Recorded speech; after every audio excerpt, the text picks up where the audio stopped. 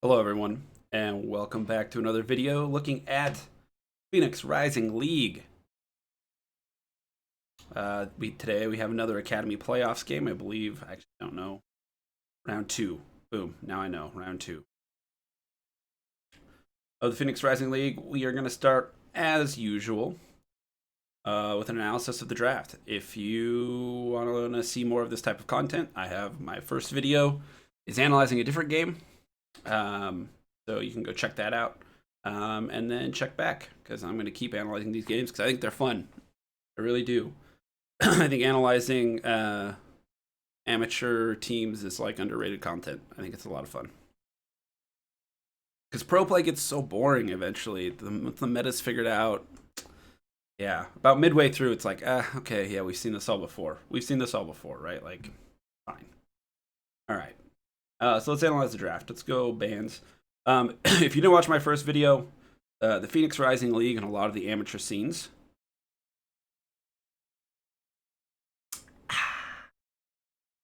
use a program called ProDraft. There's other ones out there that do the same thing. The idea is all of the picks and bans are in ProDraft, so you don't need to own all the champions. If you don't own all the champions, you can still pick them for your friends. And then you move into the client, and then when you're in the client, you just pick for yourself. So we don't know the order that these were picked in. We know the order of bans, so we can sort of guess what people's plans were and things like that. But we don't know. So we're just going to go lane by lane, talk about the bans a little bit, and then make some predictions about how the early game is going to go. All right. So Kane ban, sources tell me, aka junglers I play with, tell me that Kane is very good in the meta. So we can expect a ban.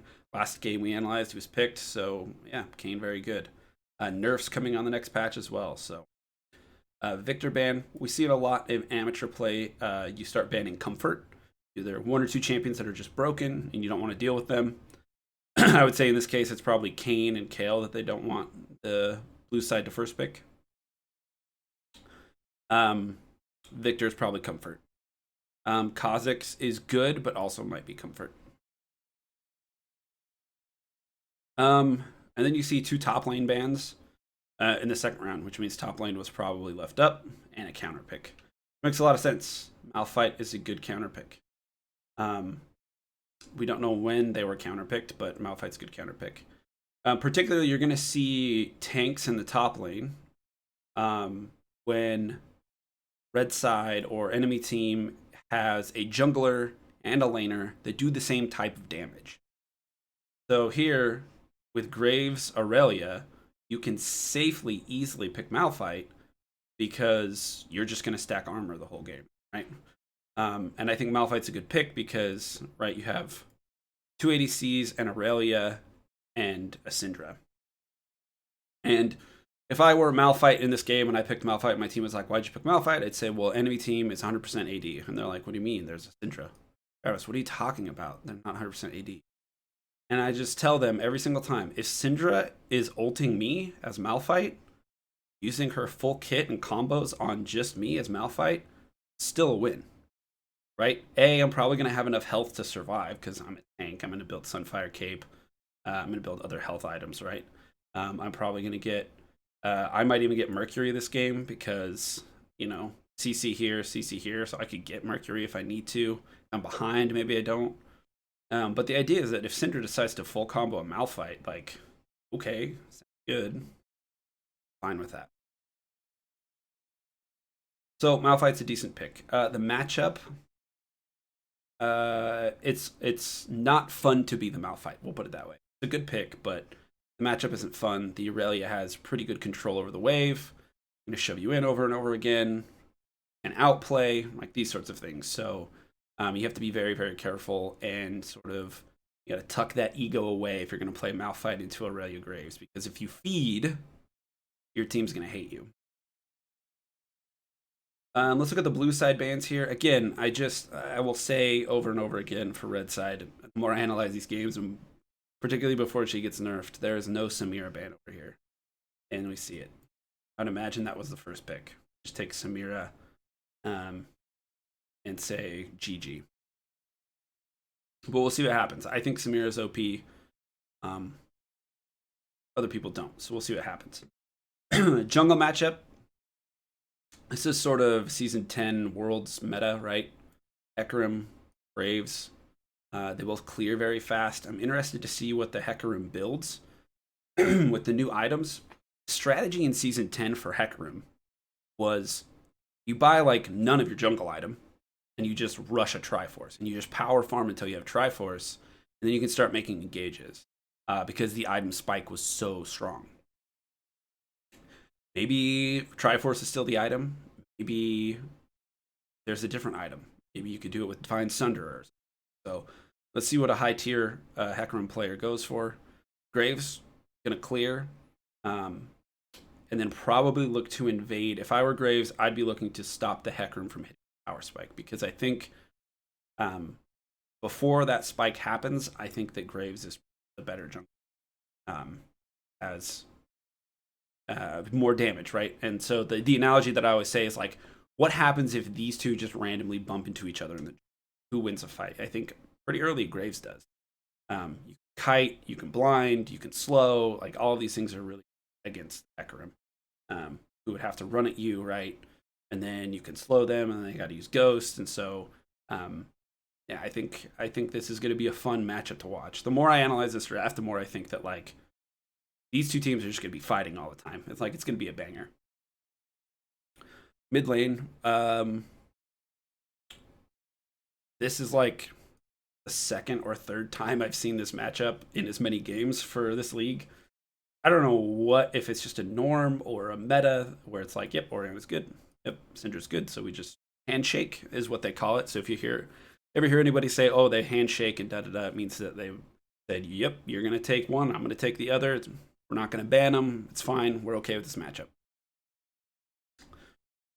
My analysis has been that the Syndra early has push priority over the Oriana. But there's some new Oriana tech out there, building Mara Mana into Mana Bune. Yes, I do mean the item that gives you on hit, right? No longer are we building Seraph's Embrace. I guess the item just got nerfed, or Mana Bune is just too good. I don't know. So look for that. Look for the Oriana to build that, and we'll see how it does. But I would imagine if I were these two, I would be planning to meet up in the jungle and invade. But could be a banger. So it could be a lot of fighting. Bottom lane, again, this lane looks like they're just going to fight a ton, right? Like there's so much outplay potential for the CC from the two. Holy crap, why'd that get so thick? Ick. For the two supports, there's a lot of outplay potential. Positioning really matters. Nami hits a bubble, like things could go wrong, right? And then very mobile ADCs. I think those are the two aspects: the long CC combined with the mobility of the ADCs. Excuse me. Suggest that there could be a lot of fighting in the bottom lane. But we'll see how it plays. Other bans, there's not much to note. Other than the Kale is out, thank goodness. Kale OP. Alright, so let's get into it. Yeah, we think that top lane, Aurelia Graves need to find a way to make play on Malphite early, to see if they can keep the Malphite from getting armor. If Malphite gets to base and buy an armor item for free, not good. Hecarim's going to try and power farm to items. Once Hecarim hits a spike, look for the blue team to really start engaging at Drakes, ganks, lanes, using the Hecarim ulti plus the Ghost there. Mid lane, we'll look for Prio, but then Oriana to take over late. And that's where like Oriana's looking for a team fight and Syndra's looking for a pick. Bottom lane, look for a lot of fighting. Right, given the draft, I'm favoring the blue team because the counter for Samira is usually CC. Maybe red side's onto something with Taric. Maybe you can counter Samira ult with Taric ult. Maybe. I don't know how easy it is. I'm not a Taric player. So I don't know how easy it is to get that ulti off at the right time before Samira can use her R. But if Samira's using R and team is invulnerable, then she's probably dead. But there's not a lot of CC. The CC over here is really hard to hit on a mobile champion. So I favor blue team a bit, but I really want to see this Taric trying to outplay the Samira. Per the usual, we focus on invades and jungle pathing early, and then we'll get into the mid game, reanalyze some stuff, and figure out how the teams are faring sort of as we get into the game. Both teams sort of postured like they were going to do an invade, and then didn't. So I was like, "Oop, here we go. You're gonna flip it at level 1. Let's see what happens." But no, looks like they're just gonna do a regular start. This ward here is protecting against a late invade. And if anybody's wondering, like, why would you ward this book? It's protecting against, like, right now, red team could be walking in, and I guess I really don't think you want to fight Graves, Ezreal, Taric early. That's pretty good. I think Samira needs levels, and Hecarim is so.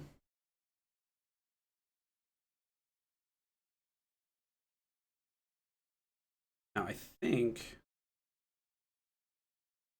So yeah, something to note for bot lane and top laners alike is, see if I can pause it at the. Okay, so it is 137 into the game. For those of you that don't know, if you're leashing your jungler, this is the time that you leave. Look right now, 137, 136, 137 is the time that you stop hitting the buff and you walk to your lanes and get all of your minions. That's like, laning 101, right? The next level competitive strat that you'll see that you can implement if you're playing Clash or 5v5 or Flex or whatever is look at Malphite position versus Aurelia position. Malphite is here in this part of the jungle and going to walk to lane at this 137 mark, even though he's not leashing. What does this do? Red team doesn't know where Hecarim started now. They didn't put any wards in the jungle. They didn't invade. And now both the bottom lane and the top lane are going to walk into lane. It means that they have no clue where Hecarim started. Hecarim could have started here, Raptors, no idea. Could be DC'd, who knows. As, on the other hand, Aurelia's position means that she didn't leash. Now, when you get into really, like, high elo, you have to kind of think about, well, does the jungler need a leash, right? Which is a whole other question. But we know that these people didn't show up, right? So blue side knows, okay, Graves probably started here, and red side is like, we have no idea. Now, yeah, I would say that Graves is probably one of those junglers that you don't have to have a leash on. So if you want to say that there's a second level of mind game, but usually that doesn't happen. And it's not going to happen in your Clash games, right? So just keep that in mind when you're. And keep it in mind for your jungler as well. Like the Malphite is doing Hecarim a huge favor because we talked about how Graves wants to invade, but does he know where to invade? Right now, no. He'll learn and he can, but right now he doesn't.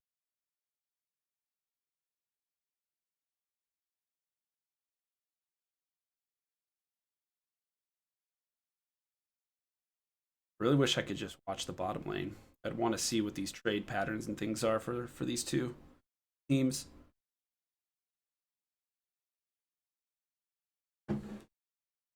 Oh, asking you shall receive. Look at this. They're like zooming in and everything.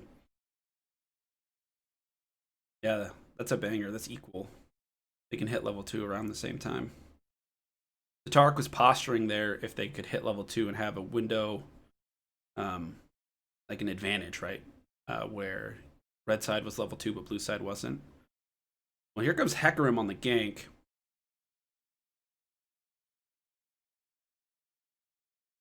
And Graves is doing a full clear. Hmm. That's really interesting. I think what happened is Aurelia was thinking, yeah, because she's using CC here. So Aurelia's thinking that, oh, Hecarim is Hecarim and going to do a full clear, and Hecarim's just like, no, I'm going to kill you. And a term you'll hear me use sometimes when I'm analyzing these games is like disrespecting the jungler. And that's one of those situations where Aurelia was disrespecting the jungler and look, I can shove this wave in, harass the Malphite, and get a cheater recall. And for those of you that don't know, a cheater recall is when you shove like the first two waves really, really hard.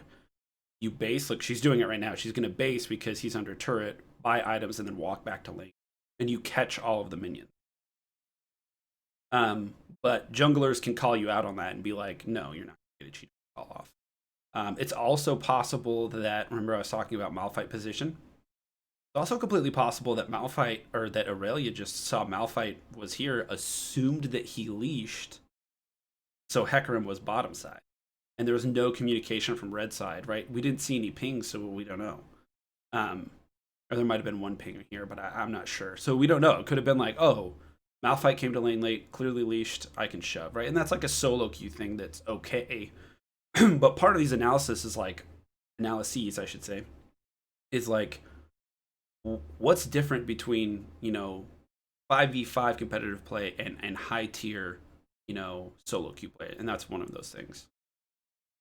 You can't just assume where the jungler starts. Now your team is pretty far behind. Graves trying to get a playoff in the bottom lane. Spent a lot of time there. Look. Still has a faster clear, so 1 gank to 1 gank means they have about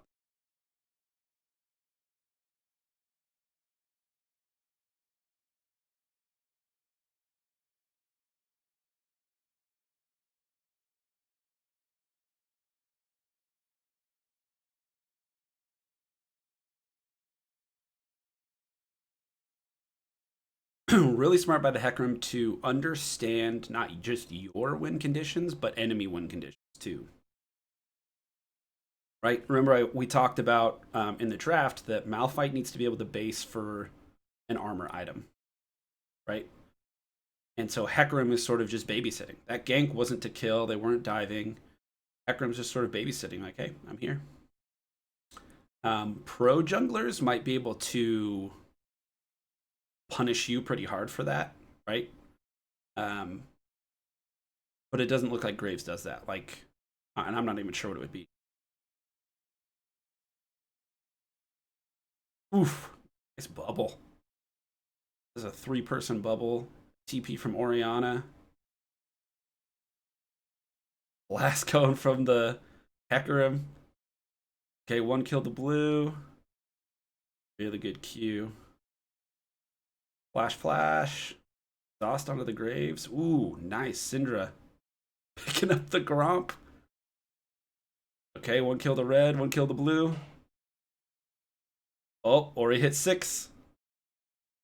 Syndra's level 5. Oh, he didn't realize she hit 6. Ori hit 6 off that kill. Ori hit 6 off that kill. What a fight. Yeah. That's like an early game team fight, right? Let's back it up. When there's a big team fight like this, particularly when it's back and forth and kills are exchanged, we're going to analyze it very slowly. And I'll put a timestamp in so you can skip this if you really want to just move on with the game. We're going to analyze it very slowly so that we can think about or learn what people are thinking in these team fights in a 5v5 scenario. And if you're new to the game, you probably want to understand that this play, the team fight we see happening, starts right now. It starts when these two mid laners are recalling. You see 1, 2, 3 people recalling. And you can't see it on the screen because this stupid thing is in the way. But this bush right behind the blue team, blue side bottom lane, is warded. And red side knows with this minion advantage that this wave here is going to push. Right? So Syndra's recalling right now, probably has her screen on the bottom lane going, hey, I can TP to that ward, we can make a play bottom. The play is much stronger. Syndra is 6, but that's fine. Okay, so let's let it play a little bit, but that's what the people are thinking right now on the screen, right? Play a little bit. Yep, Syndra's looking like, hey, you want to make a play? You want to make a play? They might base. Okay, they're not basing, they're staying. They're going to try and crash this wave. Okay, if they try and crash that wave, I will TP. Boom. TP gets channeled. The TP gets channeled, and immediately the blue side bottom lane knows, okay, somebody's coming. They ought to know that it's Syndra, because Malphite should have communicated that top lane TP was down. So they're like, okay, Syndra's coming in. Let's get out of here. Smartly, they try and go this way. Right, you can't just walk back into the Syndra. She's just going to shove you back into these two characters. They dodge the CC with Flash, or Samira does. Very smart, very good. and then Nami is just insane with this bubble right here. So this is the other thing you have to be thinking if you're Syndra. Well, if I TP, what if my opponent TP? Wouldn't be good, right?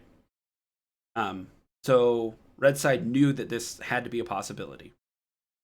Nami is insane. Has a 3-person bubble, and Oriana's like, all right, cool. I'm TPing in for free here. These people are CC'd. The communication right here is probably we can chase, we can chase. Now Hecarim is here, maybe doing a camp, or maybe just running to help. I don't know. But you can see this little thing right here means the blast cone is up. Samira gets her extra CC off. Oriana shows up. Hecarim's here. Blue team's now communicating. We can chase. We can chase. They know Graves is on the top side of the map. They know they have a numbers advantage here, and they just go, we can chase. We can chase. Blast cone over. Hecarim blast cones, immediately pops Ghost. And is just going to chase these people down. And going to do, it's a very good Hecarim player, because you're going to see them do like the run past knockback situation that Hecarim can accomplish. So we can chase, we can chase. It's the Taric. Maybe not the most priority target, but the one that was there, right? So we just take the kill. Now, red side here, it's 4v3, and your jungler is about to go down, so it's a 4v2. Ezreal has no mana. Syndra has no ultimate. So, in my opinion, all this stuff that's going down here probably shouldn't happen. They probably should just leave and say, oh, Taric is dead. Oh well. But it's okay. They go for, there's a good stun, they go for some damage, it's fine. But then you're getting chased down by Hecarim, right? Ezreal flashes, Syndra has flash up right here. You're getting chased down by Nami, Hecarim, Oriana, right? They're always going to catch you.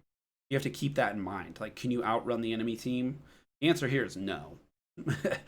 Nami has a speed up, Hecarim has a speed up, Oriana has a speed up for the whole team, and Samira has a dash. So Flash comes, Graves tries to come in and save the day. Flash is over.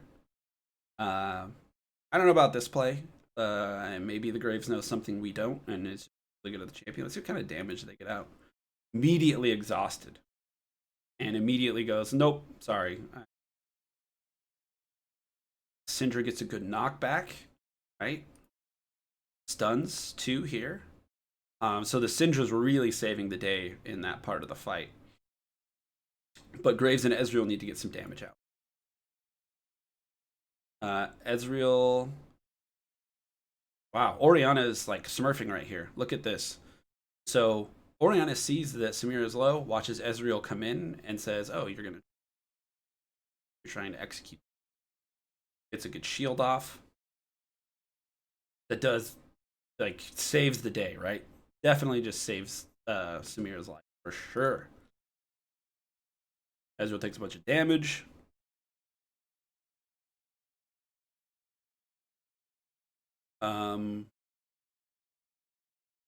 Who just smited?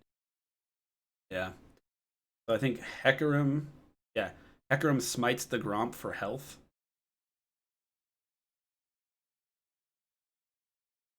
Oriana gets the kill onto Ezreal and hits 6.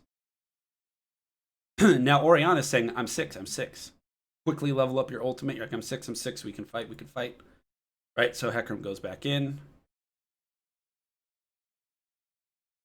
Just knowing, and Graves here should see that she hit 6. I don't think he does. I think it's just a mistake. And boom.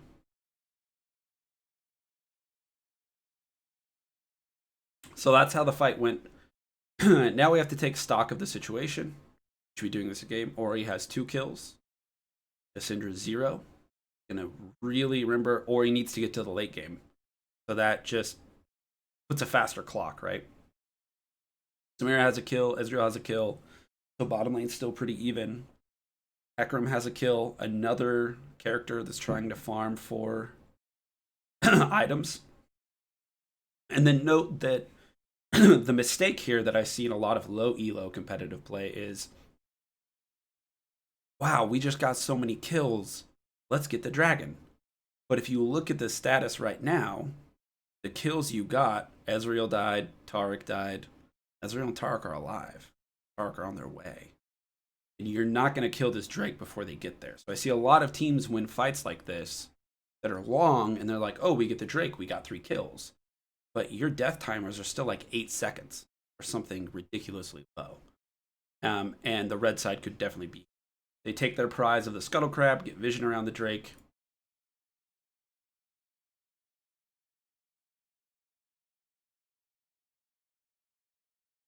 All right, back to early game analysis. Here's that fight once again. Oriana hits 6.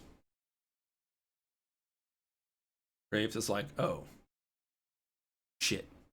That's pretty much, that's Graves. We talk about comms right now. That's Graves. Oh, shit, my bad.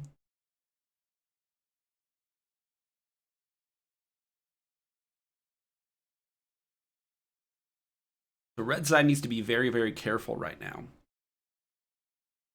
This is a point in the video game where blue has a potential to snowball. They're going to hit their item spikes first, and red really, really needs to play patiently. Make sure they're not giving up more kills so that they can sort of stem the bleed.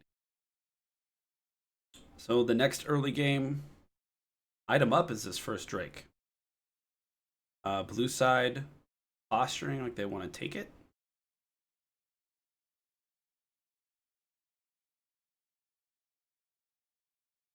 Red side has a potential to contest because it really has TP. But she needs to get her wave in order before she can go. And it looks like blue side gets. Now, there was a long part of it. There was a full jungle clear that I basically cut out of this video. But that Drake comes off the back of that early game team. There you see the all-in by Aurelia, like we talked about in the early game, or talked about in the draft. But Malphite got to base and buy armor. And that's why that just doesn't work. And Malphite knows it. They're just like, oh, I just walk away from this. Aurelia has a lot of pressure on the Malphite, but because he was able to get this free armor, particularly the Bramble Vest that's mitigating some of the healing coming, he gets to stay up here for free. Like I said, it's boring. Malphite can't fight back. There's no exchange of abilities. You literally just like walk away, but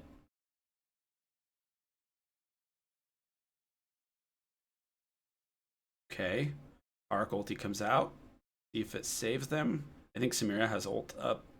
Might go for it. Nope.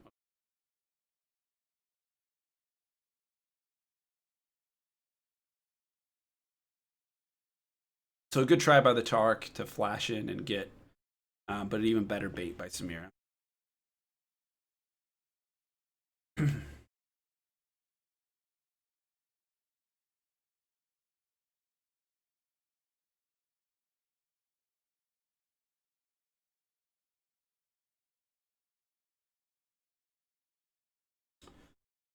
Red side swaps objectives, is going to take the Rift Herald.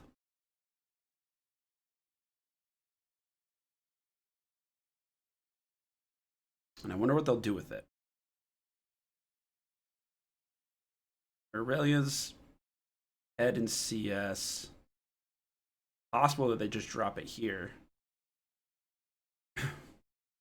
Yep, they just drop it. They're going to take the plates for the Aurelia.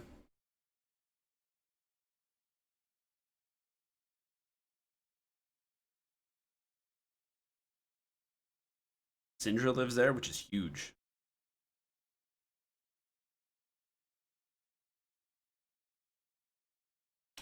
The poor observers in this game. There's so much going on at once. They're trying to go back and forth. But effectively what happened there is Syndra lived through a gank, which is, in competitive play, it means way more than in solo queue. Right? Because red team made a play topside, so blue team made a play mid. Red team's plan worked out on the top side. They got the plates and got out. And blue teams did not work mid. They tried to kill the Syndra and got nothing for it. You can argue that they got the flash, and I'm sure it's fine, but living, obviously your flash is a little trade-off right here than your life.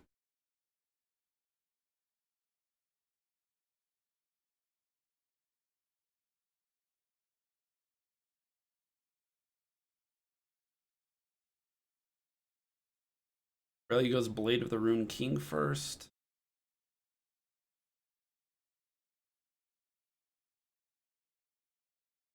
I wonder what the mythic will be for Aurelia. Graves goes Eclipse. I want to see Hecarim back really, really badly right now. Oh, you're killing me. It's mid laner without the, not going the Manamune build. What I was excited for. That's okay. If you haven't practiced it and you don't know how, it's not very intuitive. So you can't just jump into your game and figure it out, right? So, okay, boom. We get to see it. Divine Sunderer on the Hecarim. Let's watch its damage. Oh! Okay, this item is just not okay. That was so much damage. That was one. It was like 1 Q. Alright, I'm interested to watch this Hecarim for the rest of the game. The Aurelia goes Bork, though, so we'll see how that pays off.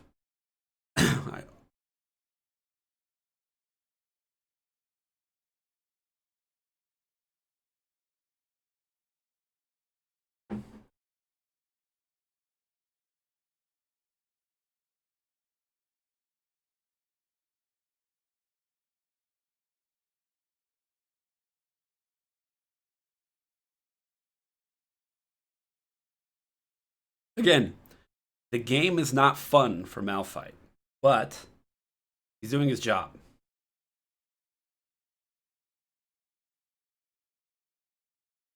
Like we talked about. Look at that damage. Oh my goodness. That item is insane.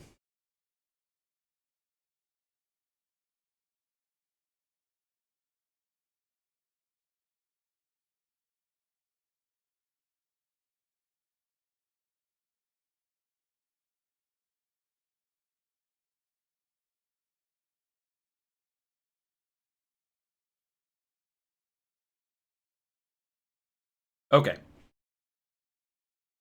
So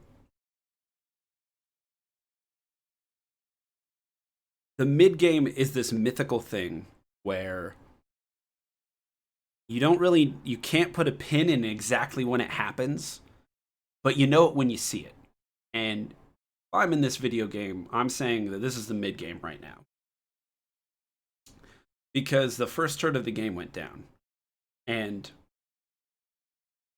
while Malphite can hold Aurelia off on a side wave, the only thing that's been keeping the Malphite alive is going back to the turret. If he gets auto down, especially with the Blade of the Rune King, if he gets into a situation where Aurelia can just auto attack him over and over and over again, i.e., she's chasing him down a really long lane, it's not gonna end well for him. But again, I don't think that she's going to be able to kill him. I think that if the only way she kills him is if he makes a mistake. Otherwise, the Malphite just walks away as long as he has somewhere to walk to or back up.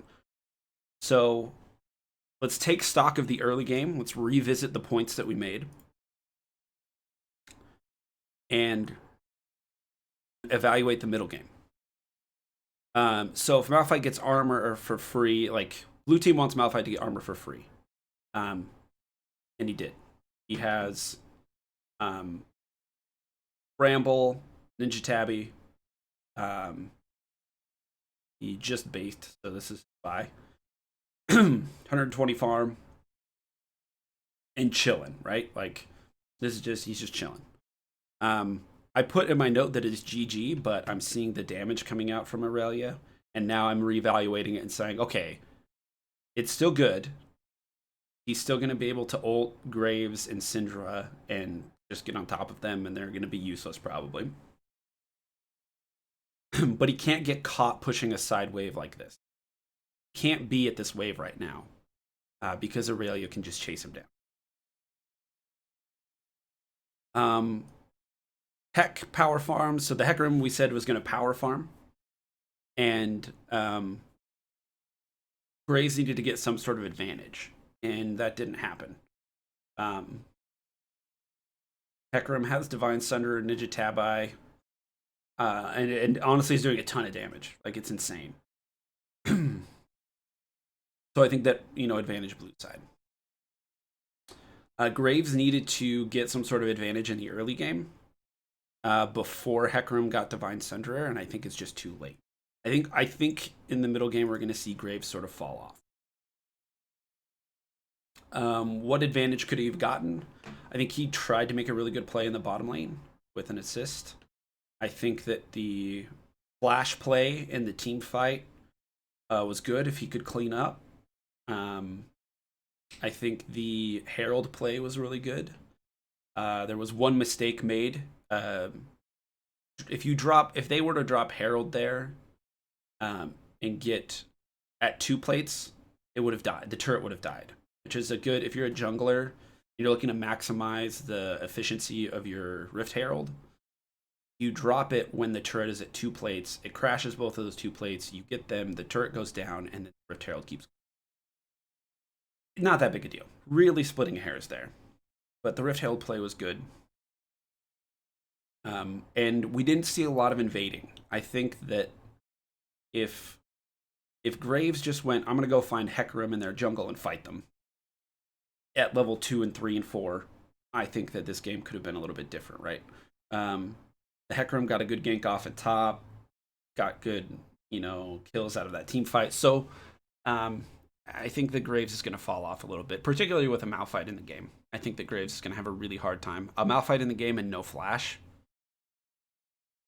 Yeah, I think it's going to be hard. Syndra trying to make an early play. Pre-6, not my favorite play, but it happened. But now Ori's going to be getting into the late game, so really, again, advantage blue side. Bot lane is a banger. Let's see if Taric can outplay the Samira. What I wrote down, right? So we were thinking like, ooh, Taric ult Samira. How is this going to work out? The Taric did not outplay the Samira. And they fought pre-6 again. Common theme that we're going to keep discussing in this video series when we're analyzing these games is play to your win conditions and play to the reasons that you picked the champion, right? The reason we picked Malphite wasn't because I can beat the Aurelia up in lane. And Malphite's playing that way. Every time we look at Malphite, it's like, if you're just watching that lane, you're going, wow, Aurelia has a huge advantage here. He just beats him up every time. But really, he hasn't given up a kill. He's down a few CS. He's chilling. He's fine. He's fine. We picked Malphite not because it can beat Aurelia, but because enemy team had a bunch of AD, and I'm going to build a bunch of armor, and I'm just going to be more useful. right? So if red side picked Tarek because of the ultimate and then fought at level 5, I think they ought to review that and go, why did we do this? If we were looking to fight early, is there a better pick? Can we play Leona instead of Tarek? Right? Imagine they had Leona in that fight.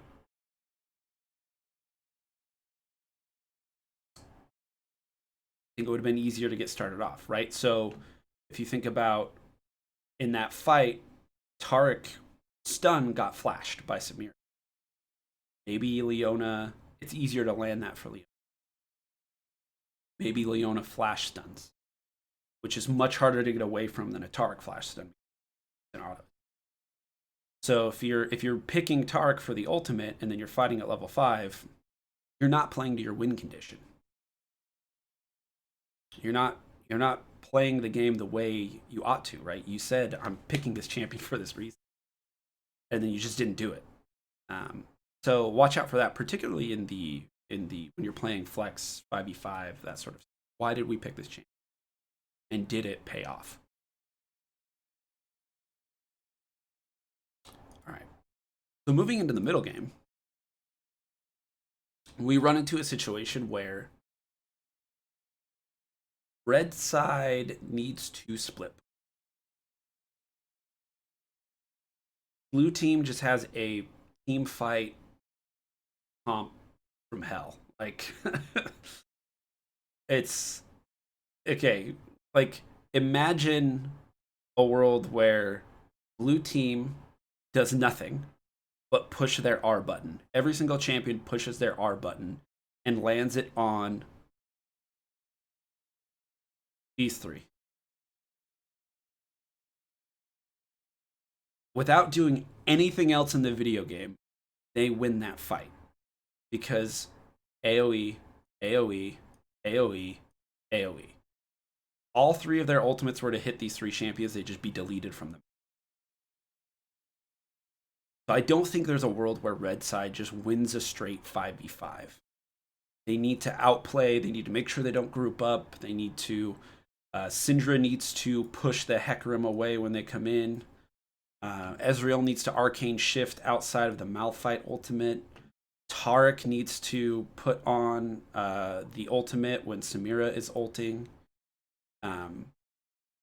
Aurelia needs to find a way onto the back line of Orianna and Samira before blue side can push R. Like, all of those things have to go right. And when I say they can't win a team fight, I mean, think about all of the conditions I just gave red side for the win versus the conditions I gave blue side. Blue side, I was like, if all of the champions just do nothing but push R and hit even 2 out of these 3 here, they win. Red side had to do so much, right? So that's what I mean when I say, like, oh, they can't win a fight. They can. It's just that blue side just has a way easier team fight to occur. However, red side has Aurelia. That's a split push comp. They have Graves, and they have a bit of disengage. So look for red side to set up a split push. Try to push down some turrets here, while blue side groups up around objectives and pushes R.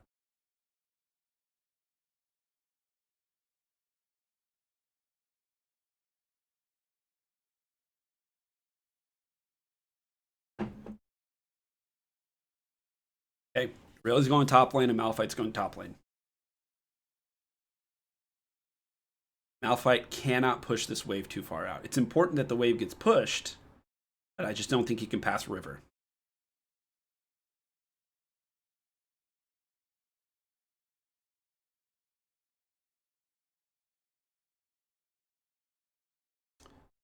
Oh, they know.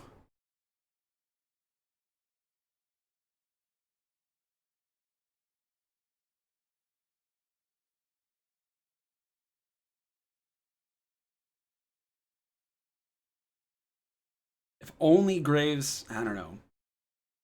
If only Graves had a button that they could push, it just teleported them few feet. Huh, I guess I'll just leave it at that, though.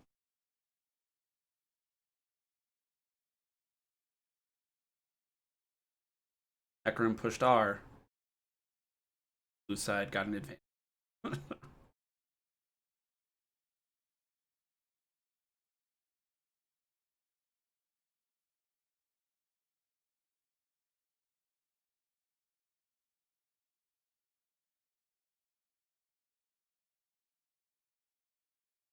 Okay. I will also... I want to cover just like split pushing, because I think a lot of people don't understand exactly what happens in a split push. A split push is not we send one person off to the side lane and then the rest of us just do whatever we want and we play the game per the usual. A split push requires coordinated effort from your team. Because mid lane and jungle died, Irelia no longer gets to push the Malphite. She has to go do this camp. So, if you're a top laner, you need to be vocal on your team about this. I'm not. That's probably something I could do better at, is being vocal with my team that, like, okay, you died, now I can't split push. If our job is to split push, I can't do it when you're dead. Because Hecarim's looking. Hecarim would have just walked up there and killed the Irelia too. Malphite doesn't have ult. Probably burned it either on the Irelia or took it away. But yeah, they could have just walked up there and killed for sure.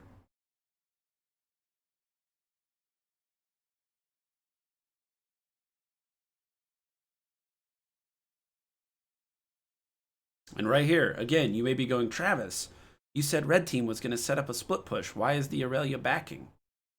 They have no vision. This is a coordinated effort.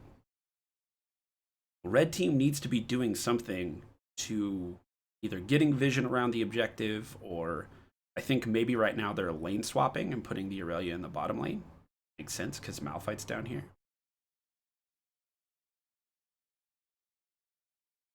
But the red team needs to be getting vision, seeing where people are, understanding what the next objective is.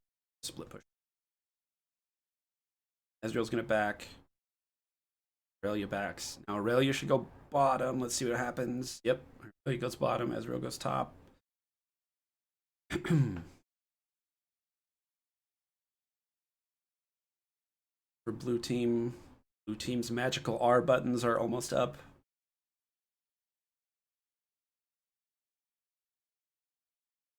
There you go. Good. Okay, good. We're getting vision. We see people. We know what they are now.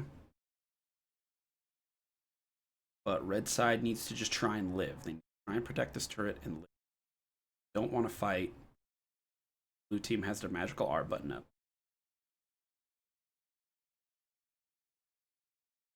Cool. Nice. Good. Disengage. This is what we need to be doing. Aurelia.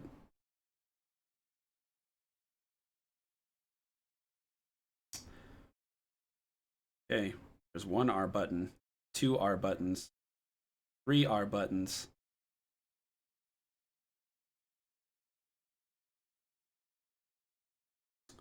Aurelia on the outplay.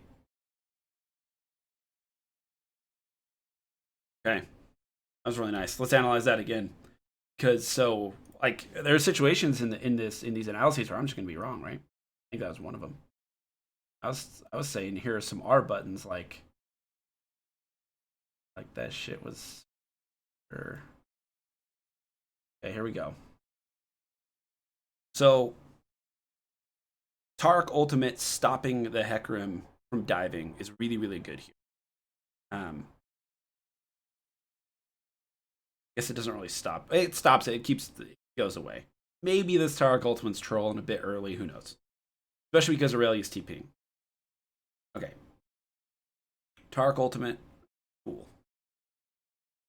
The Aurelia shows up, and in my head, I'm going, this is troll. This fight is lost. But Graves is coming. And they have no Samira, so let's see what happens.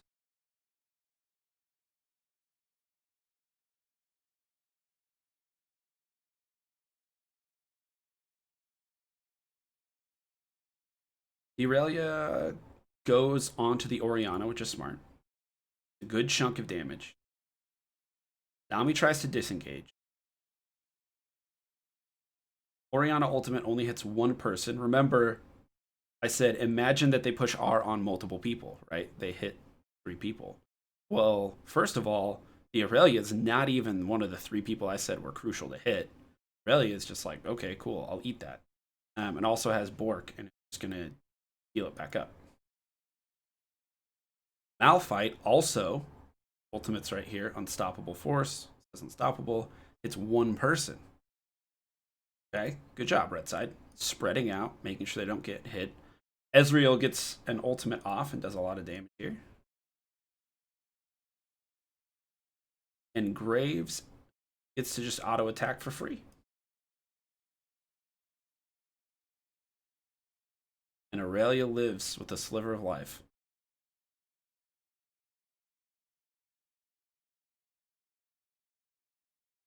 So I think the lesson here is choosing your targets. So Hecarim goes in, takes one turret shot that does absolutely nothing, gets stunned, kills in the back.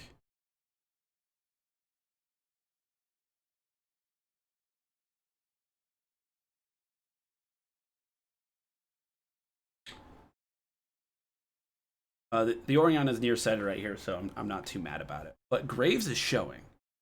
So Graves and Syndra are the carries in this fight. So imagine that Malphite ults here. It's these two. I think that's the better play. Misses that opportunity. The Aurelia's in there now. They're like disengage, disengage, disengage.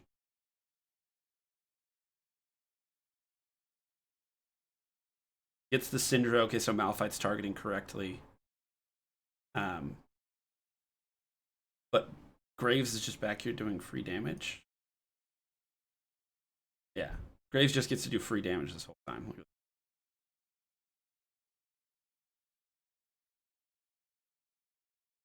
Cool. Well played, Red. Well played, Red. So there they set up a split push and then got the advantage off of the teleport and the flank.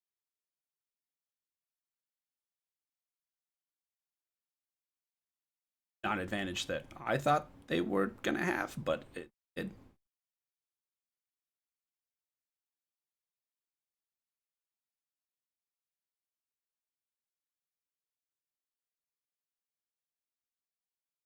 That was one fight. Now, another common thing I see in my elo is that, oh, we just won that one fight. That means we're stronger, so we're going to win every single fight after that. Great. We're winning, team. Let's go. But they're not paying attention to the conditions that were met. Graves got to auto attack for free. The Oriana ult only hit one person. The Hecarim ult only hit like one person. You know, Samira wasn't there. That's the other thing to really keep in mind. So let's see if they can. They need to set up another play like that and do the exact same thing. Instead, they're going to group around the objective. Maybe they're just in time. Maybe they're fast enough. But I think that blue can make it happen. Ori R is almost up. Malphite R is almost up. Malphite's just walking at them for free right now. Okay. Got Tommy's dead. There's the Samira R, just like I said. Yep. So I do think that's what happened. I do think that Red Side was like, oh, look, we just won that fight. Look, we're stronger. Oh, we got our base off. Let's group around the Drake and get it.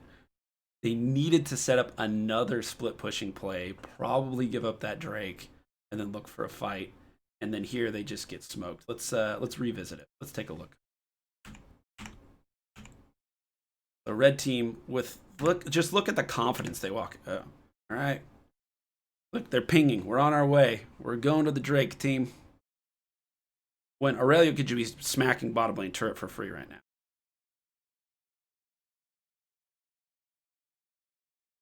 Yeah. We're going to the Drake, pinging the Drake. We're on our way to the Drake.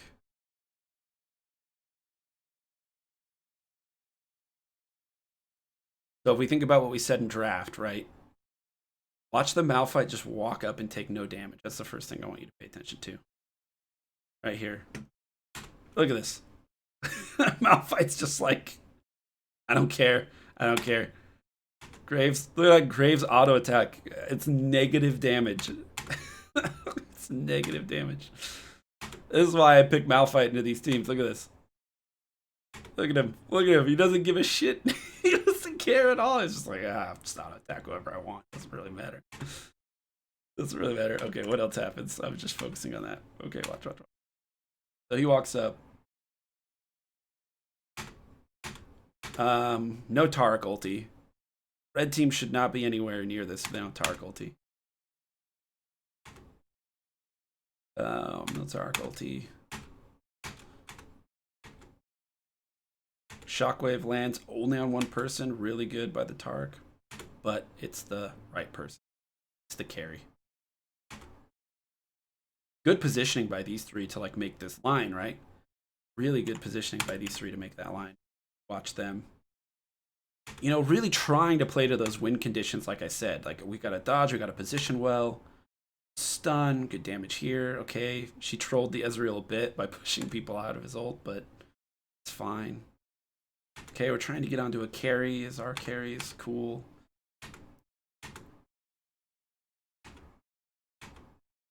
Boom.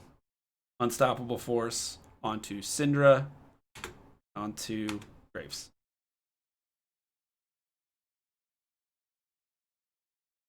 And now you can feel Hecarim's killing these two down here. The Unstoppable Force kept the damage from going down. Now you can feel the fight turn. Right? Now the ultimate for Samira goes out. Smokes him.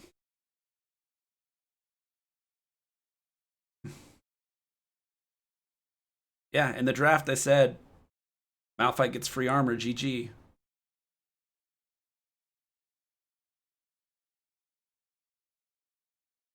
And note that the gold difference here is not instant. Like, the gold difference at the beginning of the fight is dead even. 33 and 33. This is literally just teams playing to their win conditions. That's all it is.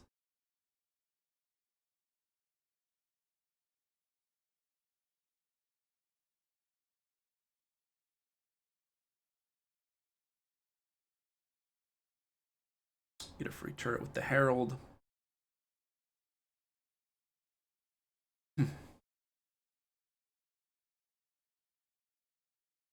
Yeah, remember at the beginning of the fight, gold difference, the gold was 33k to 33k. Now it's 33k to 37k.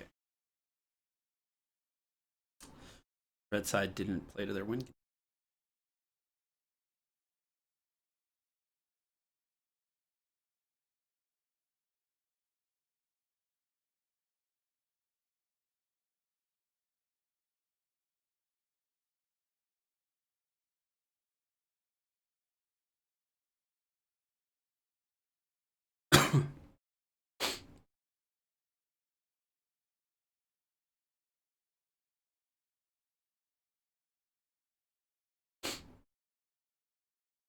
So here we see teams start to position and think about Baron.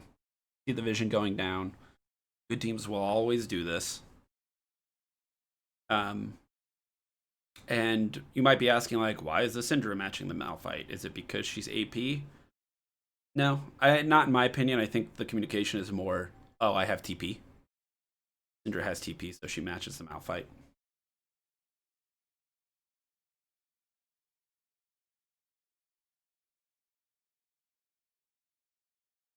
Trying to go ham. Blue team gets mid lane prio. Red side's trying to get some vision in there.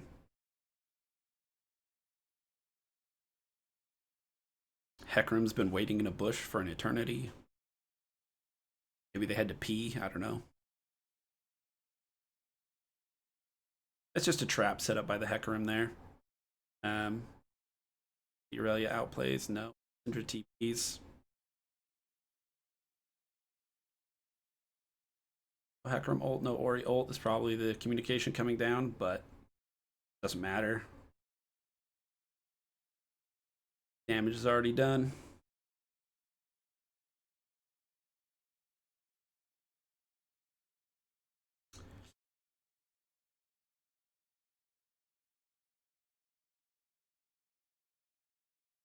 I guess we can call this like the beginning of the end game. Probably a little bit before this. This is the beginning of the end game, but we'll just stop it here. In the mid game, we said that red side needed to set up a split push and blue side needed to push R. And we actually got to see both teams win a fight doing that in the mid game, which was really cool. Right? So red team set up that initial split push, had the Aurelia TP, dodged the abilities, boom. Blue side then walked to the Drake and pushed R, and Malphite got to walk in with all of his armor and just smoke some people. And also landed a really crucial ultimate on 2. There were multiple parts in that fight where you could have used your ultimate, but waited until people. Really smart.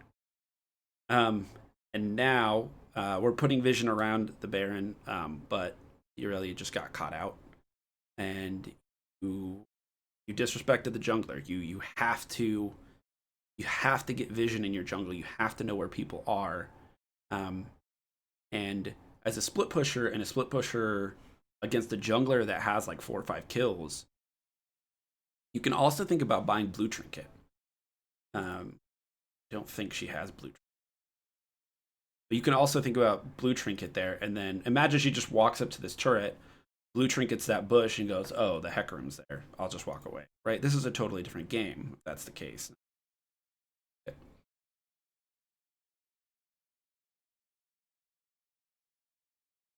And these Taric ultis have not been. They need to be.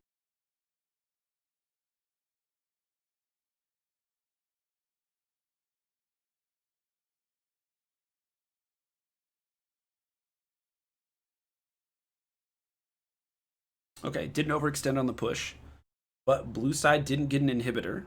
They didn't get Baron. So let's analyze what does red team need to do to get back in this game? I think is a good question to ask. I really think it's something that in amateur play,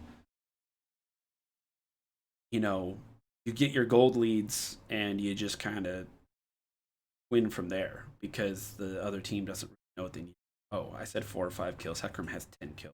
Crap. Okay. Okay, what does red side need to do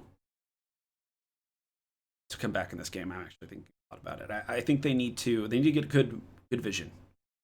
The Malphite's still 009. Aurelia has Triforce. Is probably working on Death's Dance, which means that she can still split. Hecarim matches her, she can't split. But if Hecarim matches her, then maybe her team wins a 4v4. But I still think they have to be on this split push. You don't have a choice. You have to be on this. You can't give up the Baron. Aurelia has TP up, so you can't give up the Baron. And Fight will have TP up soon. So yeah, you have to just try and outplay.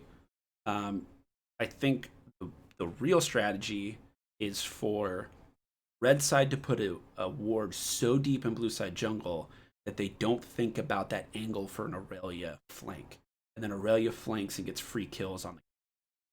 To me, that would be kind of the Hail Mary for a red side here, right? You're down a lot of gold. What are you gonna do?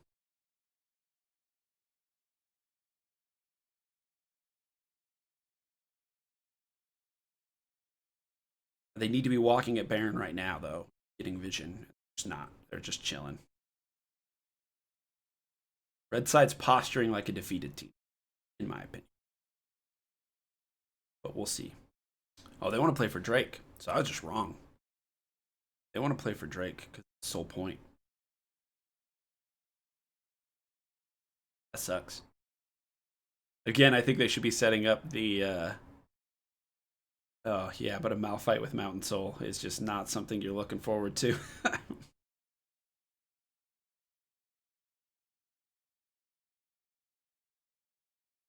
So they feel forced here. Um, Noteworthy here. It's what this is. Ooh, nice ult. This is one of the reasons why split push comps in competitive play in season 10 were just not a thing. Nobody played them. Like some people played like Jax, but even Jax and Camille, when they were played, they weren't really split pushers. They can, in the right circumstances, go get those waves, but most of the time they were used as ways to, like Jax and Camille have a lot of mobility that they can get across the map really quick. So even if they're split pushing without TP or clearing away without TP, fight.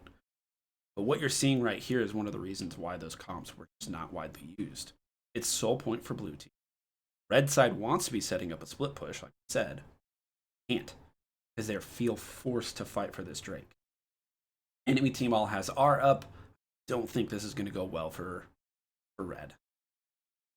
This is just going to be a huge outplay potential for Taric R, though. Let's see it. Let's see it. Go zoom in.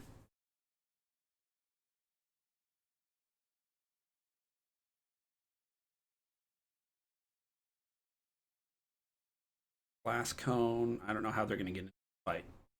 I don't know how they're going to get in the fight. Ooh, big shockwave. Ekram's running. Taric ulti. Okay, the Aurelia. Outplay. Graves got a shutdown. Ezreal's dead. Samir is still at Wells.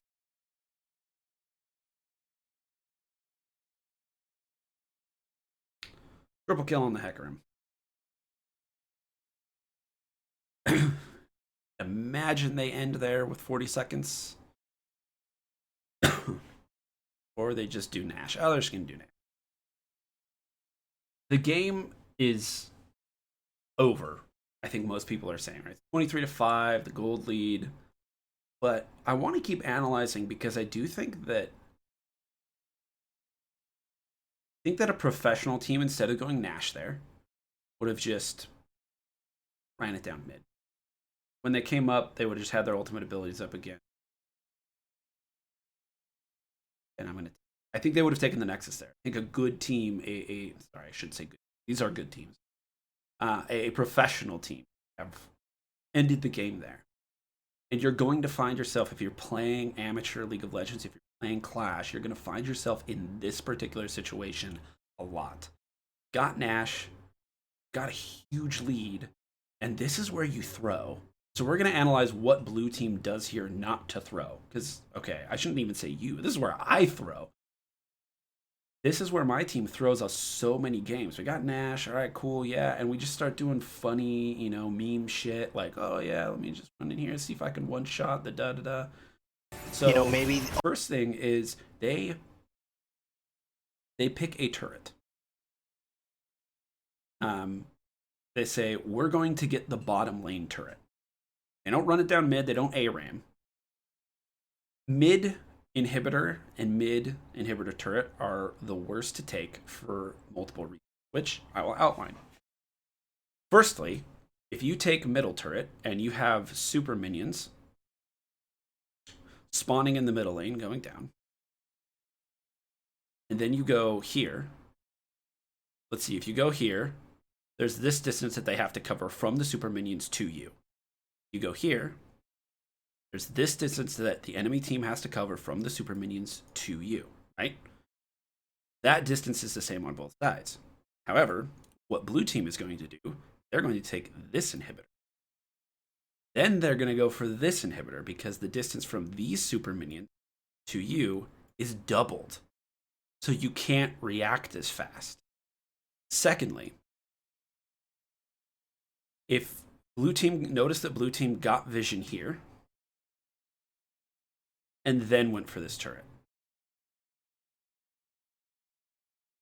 The middle lane has more access. If blue team wanted to go for the middle lane, you need vision here and here. So you have to double the vision that you need because you can't get flanked. The one thing that this team throws to is a flank from like Aurelia Graves or something like that.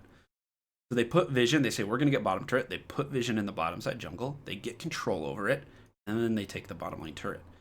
Nobody can flank from this side of the map. And nobody can flank from this side of the map because you have vision. So this is how you do it.